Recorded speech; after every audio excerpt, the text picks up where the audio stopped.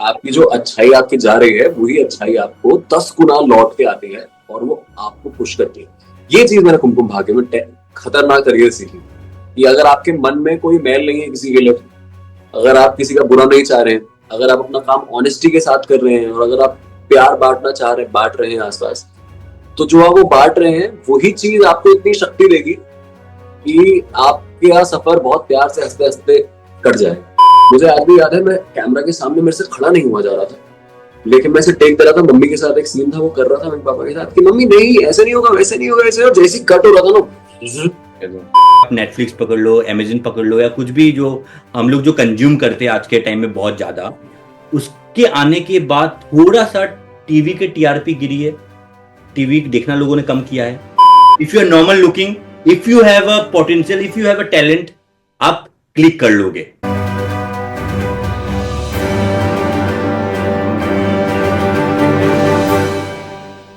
Roadies के बाद आपका जर्नी कैसे स्टार्ट हुई टीवी इंडस्ट्री में, या फिर एज इन से कि एंटरटेनमेंट इंडस्ट्री में?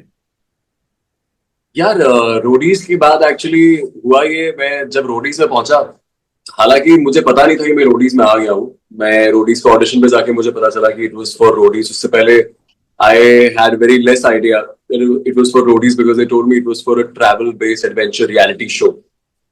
So once roadies happened and very luckily the day I got eliminated, जिस दिन मैं eliminate हुआ, मैं उसी दिन मेरा कुमकुम भाग्य में सिलेक्शन हो गया था। I was shortlisted and I was finalized। जिस दिन मैं रोडी से बाहर आया उस दिन मेरे फोन में कुछ मिस कॉल्स थी 12-13। तो जब मैंने उनमें से एक नंबर पे फोन किया तो वो बालाजी ऑफिस में लग गया और उन्होंने बोला कि थैंक गॉड तुम एलिमिनेट हो गए, वरना अभी हम एकता मैम के पास दूसरा ऑप्शन लेके जा रहे थे। And call it fate, call it destiny. Thank god मैं एलिमिनेट हो गया था उससे and I started Kumkum Bhagya. And Kumkum Bhagya was taking a lead back then. It was Shabir sir and Sriti ma'am who were there in Kumkum Bhagya, and they were the pioneers of the show. Right, right. And once I got a call, I first of all I could not fathom, मुझे realize ही नहीं हुआ, मुझे लगा कि ऐसा हो ही नहीं सकता है, possible ही नहीं है, इतनी आसानी से थोड़ी किसी किस्मत भी चमक जाती है यार। अभी तो बहुत प्रोसेस होते हैं, इतना आसान। तो ऑलरेडी एक चलता हुआ शो था, ऑलरेडी इतना इतना मुकाम हासिल किया हुआ था उस शो ने। तो फिर जब मैं एक्चुअली पहुंचा और मेरी एकता मैम से मीटिंग हुई एंड देन उन्होंने ब्रीफ वगैरह किया हर चीज के बारे में, दैट्स व्हेन आई रियलाइज्ड कि यार ये सपना नहीं है, ये सच में हो रहा है, it's actually happening. And then I started working यार। It was my first TV show. मैंने इससे पहले कभी टीवी शो किया नहीं था। मैंने काम करना शुरू किया और 20 साल का था मैं जब मैंने काम करना शुरू किया कुमकुम में। एंड जब मैं कुमकुम से निकला तब मैं कुछ 26 साल का था। So 6 glorious years Kumkum Bhagya has given me। And शुरुआत हुई एक कैरेक्टर की जो रणबीर नाम का एक किरदार था। बहुत ही प्यारा किरदार था, एक बहुत ही ऐसा किरदार था जो मैं बहुत ज्यादा रिलेट करता हूँ जिससे, क्योंकि जैसा वो था वैसा मैं भी उस वक्त पे एग्जैक्टली वैसा ही था। तो शुरुआत हुई गिटार बजाते हुए, फुटबॉल खेलते हुए, बहुत ही जैसे एक यंग स्टड की शुरुआत होती है वैसे शुरुआत हुई। एंड फिर उसने पूरी जिंदगी जी, उसको प्यार हुआ, उसको धोखे मिले, उसकी शादी हुई, उसकी फिर से शादी हुई, फिर उसको घर वालों ने निकाला, फिर उसने घर वालों ने एक्सेप्ट किया। मतलब एक इंसान के साथ एक मैंने 6 साल में कुछ मेरे ख्याल से 40-50 साल जी लिए थे। So the journey was pretty good यार। लोग भी बहुत कमाल के मिले वहां पे। शबीर सर, सिटी मैम, बहुत ही अच्छे लोग थे जिनसे सीखने को बहुत कुछ, बहुत ज्यादा कुछ मिला।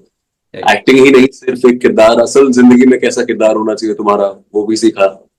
डायरेक्टर्स बहुत कमाल के मिले काम करने के लिए। One of the most amazing directors in television I could work with. Starting Ekta Kapoor it's a big thing. आप शुरुआती कर रहे हो एक मैस्ट्रो से जो ऑलरेडी इंडस्ट्री में इतने साल से काम कर रहे हैं और इतना नाम है उनका। बिल्कुल बिल्कुल। आई डोंट थिंक उससे उससे बेहतर कुछ उस वक्त था भी नहीं। मतलब कुमकुम भाग्य से बेहतर आई, मतलब अगर मैं चाहता भी, मैं लिख के भी देता चिट्ठी भगवान को कि भगवान मेरा ना सबसे बेस्ट चीज चाहिए, मुझे ये काम करना है, तो शायद उस चिट्ठी में भी मैं इतना अच्छी किस्मत नहीं लिख पाता जितनी मेरी ऊपर वाले ने मुझे लिख के दी थी।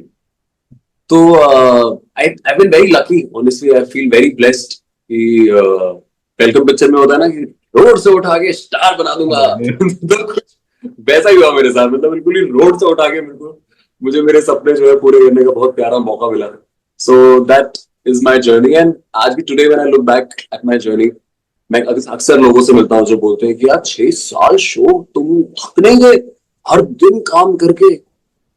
बट मैं उनको यही समझाता हूँ यार, वो हर दिन इतना कमाल का दिन था, एक एक दिन मेरा शो में इतना कमाल का दिन था, इतना कमाल का दिन था। It's because of the environment also that show had. मतलब उसका बहुत ही खुशनुमा, एक बहुत ऐसा एनवायरमेंट था। अगर आप वाइब्स में यकीन करते हैं तो एक ऐसी वाइब थी उसकी कि आप जाके प्रॉस्पर करते हैं। कुछ जगह ऐसी होती है ना, जैसे मंदिर के अंदर आपको बहुत सुकून महसूस होता है। आप कुछ जगहों की एनर्जीज ऐसी होती है कि जहां आप जाते हैं और आपको लगता है कि यार जिंदगी कितनी खूबसूरत है। और कुछ जगह ऐसी होती है जहां आप जाते हैं आपको लगता है कि यार यहाँ से कब निकलूं। तो कुमकुम एक ऐसी जगह थी, कुमकुम भाग्य का सेट एक ऐसी जगह थी जहां पे जाके आपको ऐसा लगता है कि दिल को अच्छा महसूस होता है। Your heart just feels very nice. So every day it was a nice feeling almost on the set every day. I don't remember one day when I look back और मुझे लगे यार वो दिन मेरा अच्छा नहीं गया। हर दिन मेरा बहुत कमाल था। There is just gratefulness and happiness that I have for the show. या So that is how my journey was in television. But Krishna, एक बात तो मुझे जानना है, क्योंकि चलता हुआ हिट शो में आप जब आपका जब एंट्री हुआ था, तो एक नाम बनाना आई थिंक बहुत मुश्किल होता है, क्योंकि लोगों के जहन में ऑलरेडी कुछ कैरेक्टर रहते हैं सीरियल से, कि ये कैरेक्टर एक फैमिली मेंबर की तरह हो गया है। अब कोई दूसरा इंसान आता है और वो नाम बनाता है, तो एक बहुत ही आई थिंक आपको भी स्टार्टिंग में लोगों ने ट्रोल किया होगा इसको लेकर। Of course, of course, बिल्कुल सही बोल रहे हैं आप। ट्रोल भी किया था, काफी धुतकारा भी था, काफी नापसंद भी किया था। पर अच्छी बात ये थी कि कई सारे ऐसे लोग थे जो बहुत ज्यादा पसंद भी कर रहे थे। कई सारे, मतलब 100 लोगों में से एक दो लोग ऐसे थे जो बेचारे कुछ पोक कर रहे थे या कुछ गलत बोल रहे थे और बोल रहे थे नहीं हमें पुराना वाला ही चाहिए, नई वाला नहीं चाहिए। And I totally respect that. बहुत ही एक जायज सी बात है कि अगर आपके एक जगह है जहां पर ऑलरेडी दिग्गज लोग काम कर रहे हैं जो लोगों के दिलों में अपनी जगह बना चुके हैं, तो अगर उनकी जगह कोई और इंसान आएगा तो अक्सर प्रॉब्लम होती है। अक्सर उनको लगेगा कि नहीं हमें ये नहीं चाहिए यार, विच आई टोटली कंप्लीटली अंडरस्टैंड। लेकिन गॉड वॉज वेरी काइंड यार, भगवान ने बहुत साथ दिया। और जो लोग थे उन्होंने खुद इतना साथ दिया, उन्होंने खुद इतना प्यार दिया कि एक बार भी हमको मुश्किल नहीं लगी। मुश्किल नहीं हुआ, मतलब होता है ना, मैं आपको अभी झूठ बोल सकता हूँ कि हाँ बहुत मेहनत करी मैंने, मुझे बहुत मुश्किल हुई, मैं हर दिन बहुत मेहनत करता था, पर नहीं, सब बहुत ही प्यार से और एफर्टलेसली हो गया। It was very easy to come because the environment was such कि अगर थोड़े बहुत कुछ लोग आपको गलत बोल भी रहे हैं, पर आप जिस तरीके से काम कर रहे हैं, आपको जितना प्यार सेट पे मिल रहा है, जितना आपको दुलार भारत में मिल रहा है, वो इतना ज्यादा था कि बाकी चीजों का फर्क इतना पड़ ही नहीं पाया। अभिजीत, मैं आपको सच बताऊं तो इजी हो गया, बहुत बहुत इजी हो गया। आज भी अगर आप मुझसे पूछे कि आपने तो बहुत मेहनत करी होगी, पर मैं सच बताऊं तो मैंने मेहनत करी नहीं इतनी ज्यादा। It was a piece of cake. मतलब जैसे अगर आपको एक चीज है जो बहुत पसंद है, तो वो चीज करते वक्त ना आपका वक्त ऐसे निकल जाता है आपको पता ही नहीं चलता। है ना, जैसे माँ की गोद में जब सर रखो तो वक्त कैसे निकलता है, तुक तुक तुक तुक तुक। राइट। और आपको सुकून भी मिल जाता है। वैसे ही वही similarly Kumkum Bhagya was like that only. It was a mother's lap. आराम से हंसते हंसते टुक टुक टुक टुक टुक वक्त निकल गया। एकदम से जिन लोगों को पसंद नहीं था वो लोग पसंद करने लगे, और धीरे धीरे इतना ज्यादा पसंद करने लगे कि खुद भी यकीन नहीं हुआ कि आप मुझे इतना प्यार क्यों दे रहे हैं, हम कौन है भाई, हमने ऐसा क्या ही किया है। भाग्य ने सो आपको एज एन एक्टर बड़ा किया है। हाँ, as an actor, as a human, as a soul, as everything बड़ा किया है। बहुत चीजें सिखाई है उनको भाग्य ने, बहुत क्या एक्चुअली। हर चीज आज की डेट में अगर मैं देखूं, जितनी भी मुझे एक्टिंग की थोड़ी बहुत समझ है, जितनी मुझे कैमरा की समझ आई है, जितनी भी मुझे लाइटिंग की समझ आई है, जितनी भी मुझे आवाज की मॉड्यूलेशन की समझ आई है, जितनी भी मुझे आंखों की समझ आई है, जितनी भी मुझे समझ आई है, वो पिछले ये 6 साल में ही हर दिन कैमरा के सामने उठना, सोना, जागना, खाना पीना, everything that I have done has been in front of the camera. I think that is what it has taught me, and it has taught me one great thing is कि यार life में, जीवन में सबसे ज्यादा जरूरी चीज होती है आपकी टू बी काइंड। ये मुझे सिखाया कुमकुम भाग्य ने, कि आपके जीवन में चाहे आप कितना भी सोचें, कितना भी विचार करें, कि यार वो कितना अच्छा कर रहा है, मुझे कितना अच्छा करना है यार, वो उसने ऐसा कैसे बोल दिया मुझको यार, वो सही नहीं है। The solution is to be kind. अगर आप अच्छे हैं, अगर आप काइंड है, दूसरों के साथ अच्छे हैं, यूनिवर्स के साथ काइंड है, अपने साथ काइंड है, एम्पथेटिक है, तो आपको वो टेनफोल्ड में वापस मिल जाता है। आपकी जो अच्छाई आपकी जा रही है, वही अच्छाई आपको 10 गुना लौट के आती है, और वो आपको पुश करती है। ये चीज मैंने कुमकुम भाग्य में खतरनाक तरीके से सीखी, कि अगर आपके मन में कोई मैल नहीं है किसी के लिए, अगर आप किसी का बुरा नहीं चाह रहे हैं, अगर आप अपना काम ऑनेस्टी के साथ कर रहे हैं, और अगर आप प्यार बांटना चाह रहे हैं, बांट रहे हैं आसपास, तो जो आप वो बांट रहे हैं वही चीज आपको इतनी शक्ति देगी कि आपका सफर बहुत प्यार से हंसते हंसते कट जाएगा। ये सीखा मैंने। Chris, I totally agree what you saying, but मैंने पास्ट में बहुत सारे टीवी एक्टर्स के इंटरव्यूज लिए एंड उनसे काफी मैंने बात किया है। तो कुछ एक्टर्स 20-20 साल से काम कर रहे हैं, वो आज के टाइम में कंपेयर करते हैं उस वक्त का जो शूटिंग शेड्यूल हुआ करता था और आज के टाइम का वो कंपेयर करते हैं। तो वो बोलते हैं कि जब हम लोगों ने शुरू किया था तो एक टेलीविजन में क्या होता है कि आपको शूट करना होता है और टेलीकास्ट भी करना होता है, एक डेडलाइन रहता है।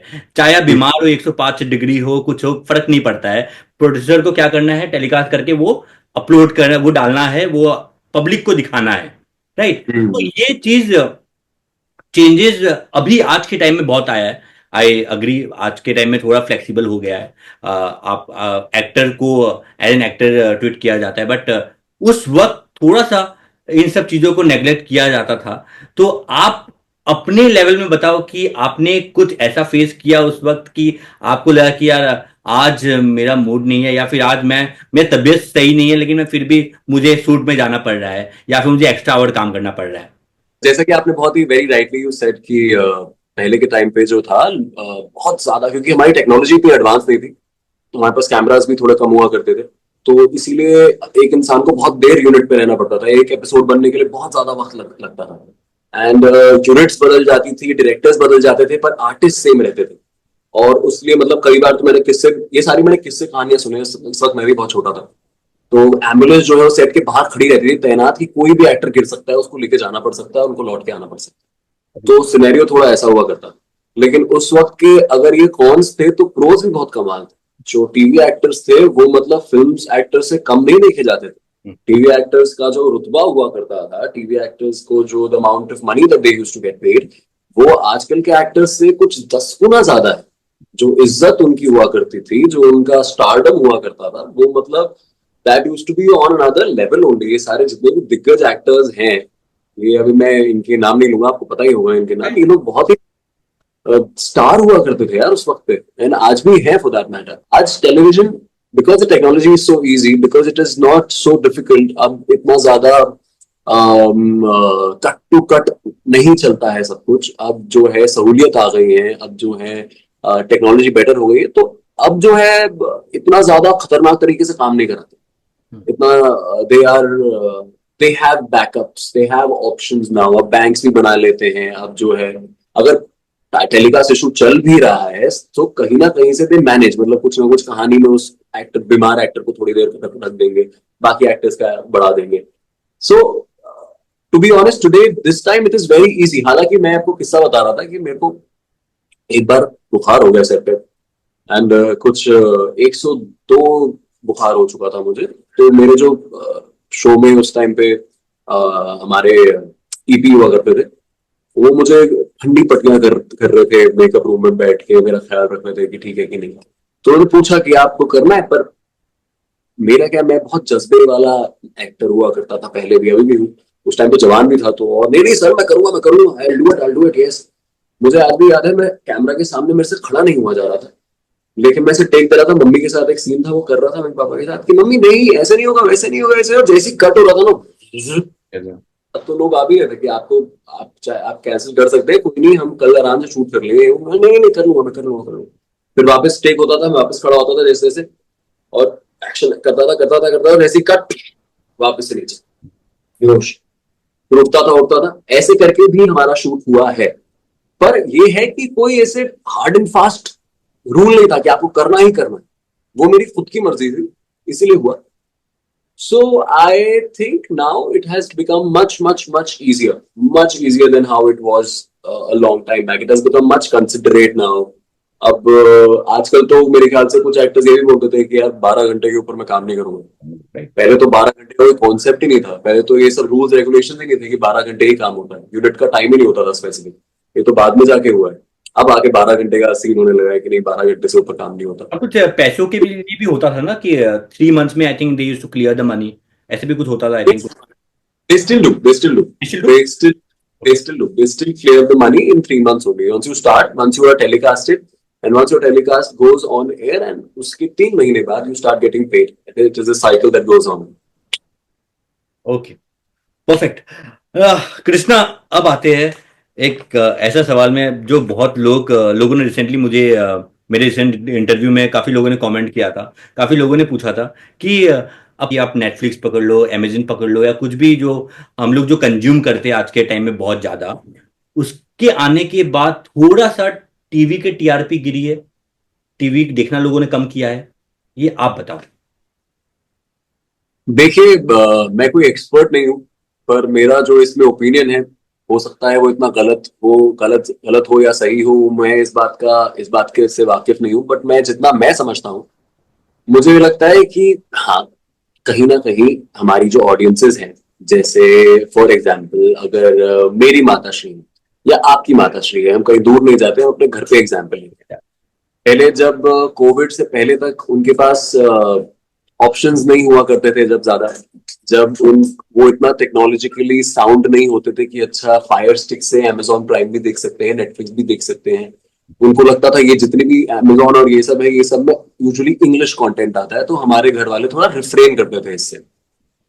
सो तब तक, कोविड से पहले तक, when the options were little less, तो हमारी माएं नेचुरली टीवी की तरफ, एपिसोड्स की तरफ ज्यादा इंक्लाइंड हुआ करती थी, क्योंकि ऑप्शन नहीं थे. They used to watch stars, Zee Colors, ये सब चीजें, बिकॉज इजीली एक्सेसिबल भी है और रिलेटेबल कंटेंट भी है, हालांकि ये है. पर लेकिन अब जब से कोविड के बाद से, especially after Sacred Games, especially after Mirzapur, especially after all these great content that has come on television, and अभी का अगर आप देखेंगे तो क्योंकि इतना इजीली एक्सेसिबल हो गई है चीजें, इतना इजीली सस्ती हो गई है चीजें ऑनलाइन देखने के लिए, कि अब हमारी माओं के पास, आपकी मम्मी के पास, या फिर हमारी उम्र के जितने ही बच्चे हैं उनकी मम्मियों के पास ना ऑप्शन खुल गया कि एक जो बटन दबा के वो स्टार प्लस से कलर्स में जाती थी, वही बटन दबा के अब वो अमेजोन से नेटफ्लिक्स पे भी जा सकती है, उसी रिमोट के ऊपर नीचे की साइड पे. और आजकल सीरियल्स सब आ रहे हैं उसमें भी. हाँ, it is not like she has to go out of way to do something. अब उनका क्या हो गया, अब वो क्यों फ्राइडे को शाम को 7:30 बजे तक रुकेंगी ताकि उनका फेवरेट सीरियल है? अब क्यों रुके वो?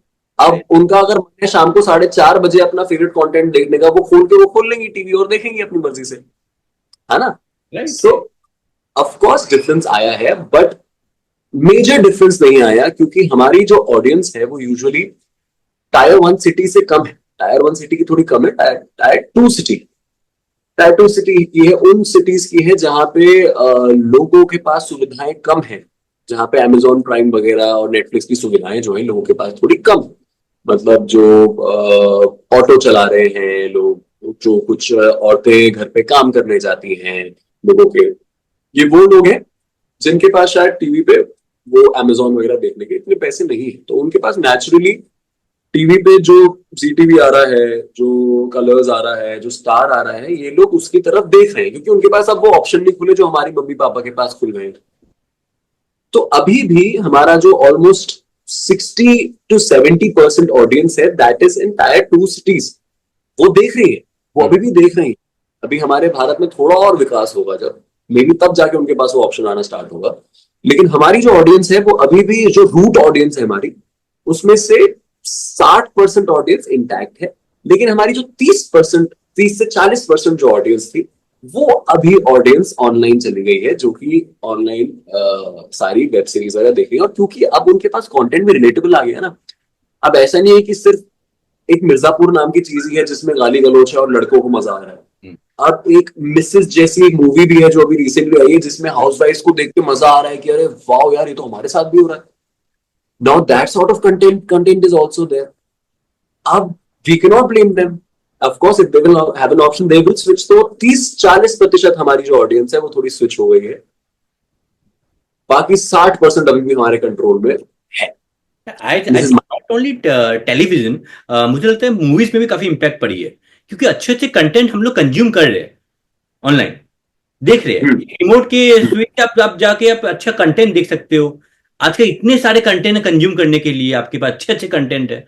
आप क्यों जाके मूवी में आप अपने ट्रेवल करके जाओ, टिकट लो, लाइन में खड़ा रहो, फिर आप जाके थिएटर में अंदर जाके देखो. आप एक पूरा सर्कल हो जाता है. क्यों आप वो स्पेंड करोगे टाइम वहां पे, आप जब घर पे बैठ के पॉपकॉर्न लेके आप देख सकते हो. ये भी इम्पैक्ट पड़ा है. अक्सर मुझे याद है कि मेरे घर पे ऐसे कहा जाता था, मेरे घर पे काफी घरों में मैंने सुना है कहते हुए कि जब कोई पिक्चर आती थी ना, बहुत ही खतरनाक सी पोस्टर वोस्टर लगते थे उसके, तो हम बोलते थे कि बचपन की बात है, यार मम्मी ये कितनी सही पिक्चर आई है, मम्मी देखने चलते हैं ना.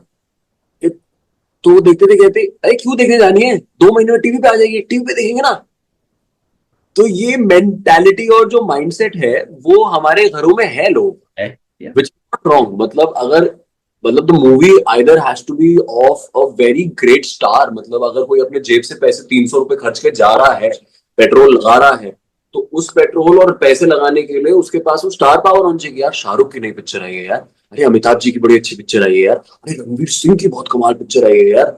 अगर कुछ ऐसा स्टार पावर है, या जैसे मेरी फैमिली में अगर कश्मीर फाइल्स आई है, तो उनके लिए रिलेटेबल है कि यार हाँ ये पिक्चर हम हॉल में देखने जाएंगे. वरना वरना अगर उनको नॉर्मली पिक्चर है, कोई ऐसी पिक्चर है जो उनको मतलब इतनी एक्साइट नहीं कर रही, इतना ज्यादा पुल नहीं कर रही, तो वो क्यों ही जाएंगे. मतलब और जैसे हमारी जनरेशन फन के लिए मूवीज देखने जाती है कि चलो यार अपनी गर्लफ्रेंड को लेकर देखने चलते हैं, या चलो यार आज बहुत बहुत दिनों से बाहर निकले, लेट्स गो, कौन सी मूवी आई है आजकल, चलो देखते हैं ये वाली है, चलो let's go and see it. But उनकी जनरेशन नहीं है. आजकल हमारी जनरेशन में वी आल्सो सी, हम to go to a movie and not wait for it to come to television, it only depends upon how enticing that movie is for us. Right. जैसे छावा आई थी अभी, तो छावा जब आई तो मैंने बोला यार छावा तो हॉल में देखने वाली ही पिक्चर है. मतलब उसको टीवी पे बेइज्जती कर दूंगा छावा की, अगर मैं उसको छोटी स्क्रीन पे देख लूंगा तो उसकी लार्जर देन लाइफ चीज को देखने के लिए मुझे थिएटर में जाना ही पड़ेगा. So some movies are such, and हर किसी की पर्सनल है वो. आपके लिए वो पर्सनल अलग हो सकता है, आपके लिए वो पर्सपेक्टिव अलग हो सकता है कि आपका जो फेवरेट एक्टर है, आपका जो कोई फेवरेट टॉपिक है, उसके नाम की अगर कोई ऐसी पिक्चर आती है जो आप सोच सकते हैं कि नहीं यार इसके लिए तो भैया मुझे उठ के जाना ही पड़ेगा, इसके लिए मुझे अपने पैसे खर्च नहीं है, क्योंकि इसके लिए जब मैं पैसे खर्चूंगा तो मुझे पैसे खर्च नहीं लगेंगे. अगर मैं 300 दूंगा तो मैं 3 लाख के मजे भी ले रहा हूँ वहां पे. That is I think a difference that has come. Do you agree? या टोटली अग्री. और ये चेंजेस जो है आई थिंक हम लोग सबने मिलके ही लेके आए, जो आज के टाइम में हो रहा है, क्योंकि हम लोग ज्यादा कंज्यूम करने लग गए and everyone is there to earn money. ये आज का सच्चाई, ये सब पैसा कमाने के लिए बैठे हुए, तो कोई को आप गलत नहीं बोल सकते हो इसमें. ऑफ कोर्स अच्छी बात है. इसी बहाने मतलब मेरे को तो इस बात की बहुत खुशी है क्योंकि हम इतना ज्यादा कंटेंट बना रहे हैं, इतना ज्यादा. When I open my television I see Hotstar पे कितनी सारी वेब सीरीज आ गई है, अमेजोन पे कितनी सारी वेब सीरीज आ गई है, नेटफ्लिक्स पे कितनी सारी वेब सीरीज आ गई है, और so many people who I know I see अरे ये वाओ ये शी इज इन दिस, अरे ही इज इन दिस, अरे वाह वाह वाह. So imagine so many avenues have opened up for actors यार. मतलब पहले जो था, पहले क्रैक करना एक्टिंग को, पहले to get a job in acting used to be so difficult because the avenues were so limited. कितने कम थे. टीवी में कुछ एक आध रोल मिल गया तो मिल गया, ठीक है. वेब अगर बन रहा है तो साल में कोई एक वेब शो बन रहा है, उसमें कहीं ना कहीं आपकी कास्टिंग हो गई, या रियलिटी शो आप चले गए कहीं, वहीं ना वहां कास्टिंग होगी. लेकिन अब कितना वेब बन रहा है. अब तो हर इंसान वेब के लिए शूट कर रहा है. अब तो जिन लोगों को, जिनका पोटेंशियल लोगों का बाकी चीजों में नहीं आउटग्रो कर पाया, जिन लोगों पे जो स्पॉटलाइट वो डिजर्व करते थे, उनको वो स्पॉटलाइट नहीं मिल रही है मेन स्ट्रीम मीडिया में, राइट. उनको स्पॉटलाइट वेब दे रहा है. Look at Jaideep Ahlawat, what kind of actor is यार. Yes, no watch him in Paatal Lok यार. Yeah he is killing it. मतलब to just watch him on screen it feels so good कि यार क्या कर रहा है यार आदमी.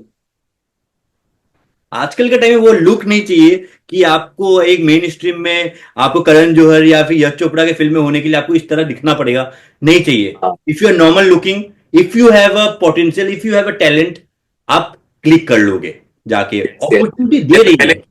बिल्कुल बिल्कुल सही बोल रहे हैं आप। जैसे पहले अक्सर चार लोग बैठते थे और चार में से एक इंसान बोलता था कि यार मैं सोच रहा हूँ बॉम्बे जाके हीरो बन जाऊं, तो चार में से तीन लोग उसको बोलते हैं तू हीरो बनेगा, अबे शक्ल कैसी है तेरी, ना तेरी बॉडी, ना तेरी शक्ल, ना तेरे बाल, ना तेरा स्टाइल।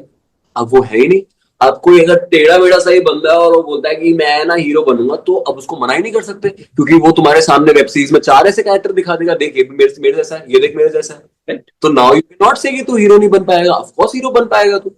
अब तो जरूरत ही नहीं है सब चीजों की। अब तो जो तुम्हारी यूनिकनेस है, तुम्हारी वो यूनिकनेस ही चाहिए अब हीरो बनने के लिए। Now you just the only thing that you need to have to be a hero is to be honest with what you are owning as a self.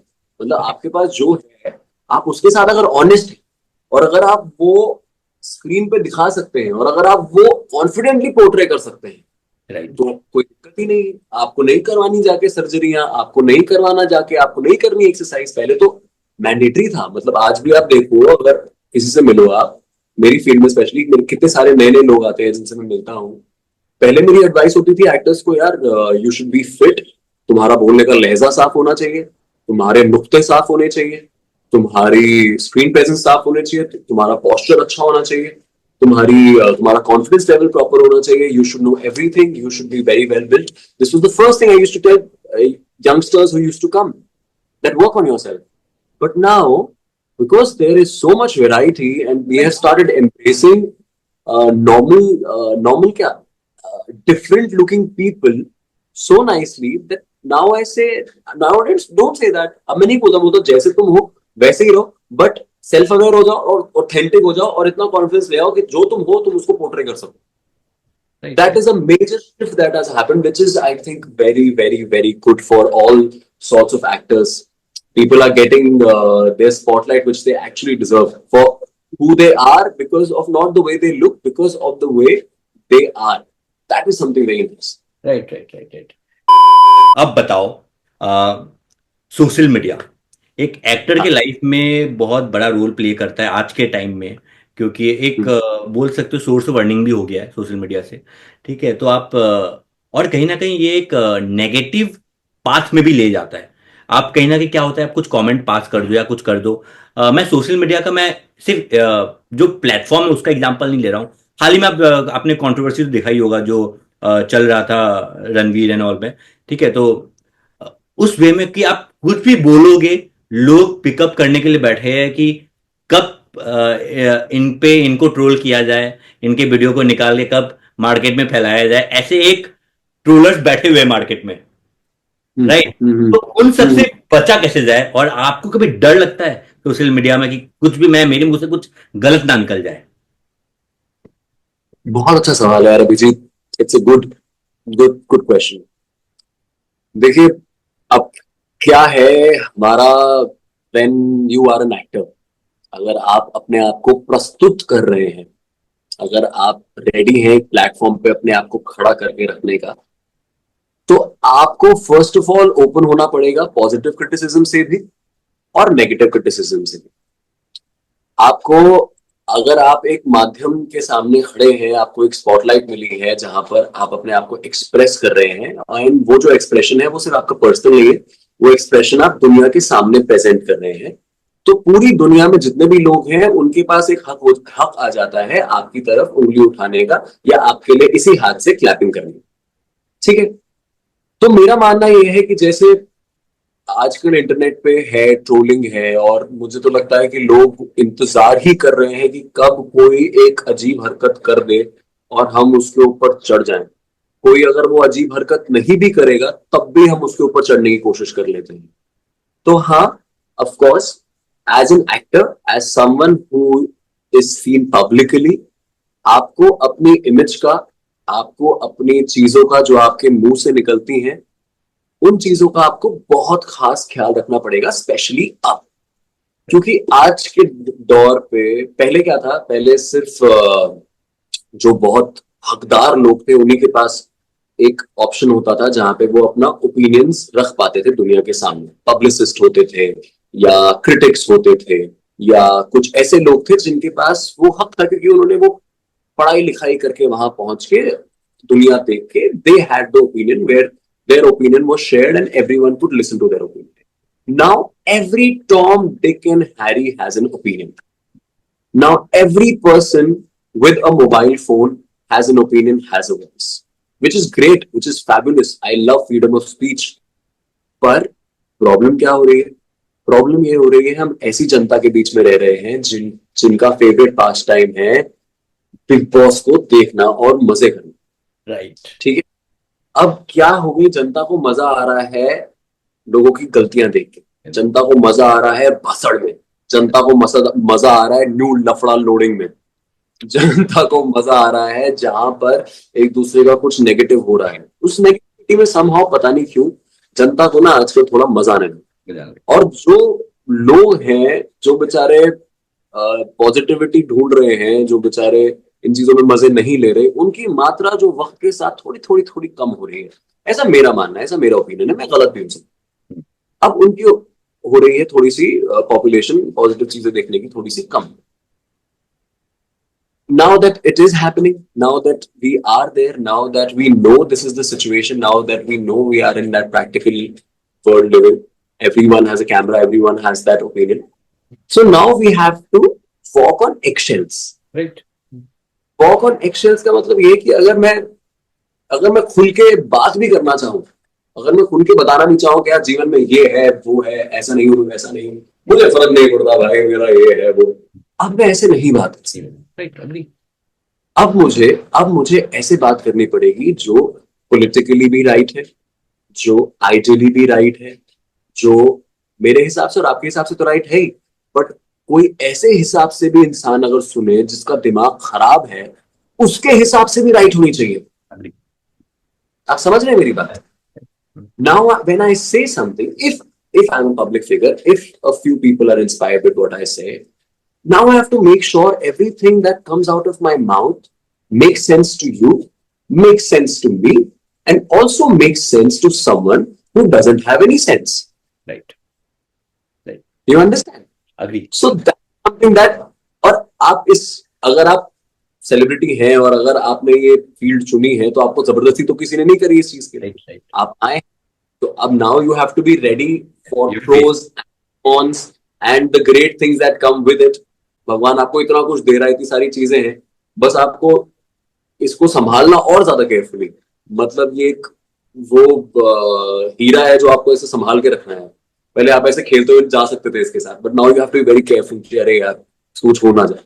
That is a difference, but I think it's okay. I hope things will change, I think people will become more tolerant. मैं खुद वो उन छोटे भाग में से हूँ जो सिर्फ पॉजिटिव ढूंढते हैं चीजों में, तो उस पॉजिटिव उम्मीद से मैं ये भी सोचता हूँ कि यार बदलाव आएगा, लोग थोड़े टॉलरेंट होंगे, लोग थोड़ा रिलैक्स करेंगे, लोग थोड़ा खुश रहेंगे, तो लोगों को भी खुश रहने देंगे और people will take things easily, nicely. और किसी से गलती हो भी जाती है तो उसको माफ भी कर देते हैं। बड़ी बड़ी खतरनाक बेकार गलतियों के लिए तो लोग इधर उधर घूम रहे हैं, माफी मिल चुकी है उनको। मैं नहीं कह रहा सबको, पर जो गलतियां एक्चुअली माफ हो सकती हैं उनको तो माफ कर सकते हैं ना। आई होप वो छोटा जो भाग है पॉजिटिव देखने वाले लोगों का वो थोड़ा बढ़ जाए। एक बार थोड़ा बढ़ जाएगा तो चीजें ठीक हो जाएंगी और थोड़ा खुल के बात कर पाएंगे लोग, थोड़ा और अच्छे से एक्सप्रेस कर पाएंगे अपने आप को। That's what I feel. Totally agree, और आपने बहुत अच्छे समझाया। एंड यस, सब और हम लोगों ने, आप लोगों ने खुद ही ये लाइन चूज किया है जहाँ पे पब्लिक ओपिनियन रहेंगे, हम लोग इसमें कुछ नहीं कर सकते। ठीक है, तो we have to go through it, जैसे चलना है, पानी की बहाव के चलते रहो बस, और लोगों को एंटरटेन करते हो, that's it. So yes Krishna, thank you so much for joining. बहुत अच्छा लगा आपसे बात करके। एंड जल्दी वापस बात करें, कोई नया शो आ रहा है, कुछ आ रहा है तो उस पर भी हम लोग जल्दी बात करेंगे, जल्दी डिस्कस करेंगे, और लोगों को और भी हम लोग इंस्पायर करने की कोशिश करेंगे। डेफिनेटली भाई, definitely Abhijeet, thank you so much for having me. मैंने आज इंटरव्यू किया है बहुत टाइम के बाद, बहुत टाइम के बाद, after a long long time I have interviewed because I was busy, I was in Delhi, I was with my mother, I was taking her to Mahakumbh, I was traveling, I was working on myself. There's a lot of things that are happening. There's a new project that's about to come. I'm working on that, so I was barely getting time. मेरे पास बिल्कुल वक्त नहीं था कुछ भी किसी से ही बात करने का, और आ भी रहते तो मैं बोल रहा था करता हूँ आराम से करता हूँ, बट फॉर सम रीजन आपका जब मैसेज आया, मैंने आपकी प्रोफाइल देखी और मुझे बहुत अच्छा लगा आपका इंटरव्यू लेने का स्टाइल। मुझे अच्छा लगा कि आप जिस तरीके से लोगों से सवाल पूछते हैं, आप थोड़ा मतलब अच्छे जायज सवाल पूछ रहे हैं, मतलब बुलशिट सवाल नहीं पूछ रहे हैं आप। तो इसीलिए मैंने भी झट में हाँ कर दिया, and I am also very glad कि this happened. It was a very good interview and I enjoyed it. Thank you so much for being Thank such a you so patient much. Thank you so much.